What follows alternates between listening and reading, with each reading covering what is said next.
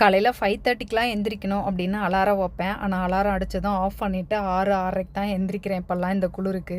நான் எந்திரிச்சதுமே பிள்ளைங்க எந்திரிச்சிட்டாங்க. அவங்களுக்கு மால்ட் ஆற்றி கொடுத்துட்டு காலையில் அவங்களுக்கு லெமன் ரைஸும் உருளைக்கிழங்கு ஃப்ரையும் செஞ்சு ஸ்கூலுக்கு அனுப்பிச்சி விட்டேன். அவங்க டிஃபன் பாக்ஸை வந்து பேக் பண்ணி வச்சிருவேன். லஞ்ச் கூடையில் அவங்க தான் எடுத்து வைப்பாங்க. பிள்ளைங்கள ஸ்கூலுக்கு அனுப்பிச்சி விட்டு வீட்டில் இருந்த வேலையெல்லாம் முடிச்சுட்டு நானும் கமலும் பேங்க் வரைக்கும் போயிருந்தோம். கமலோட பிஎஃப் காசை கடந்த 10 வருஷமாக எடுக்கவே இல்லை. இப்போ ஒரு பிஸ்னஸில் இன்வெஸ்ட் பண்ணணும் அப்படின்றதுக்காக கமல் வந்து பிஎஃப் காசை எடுத்திருக்காங்க.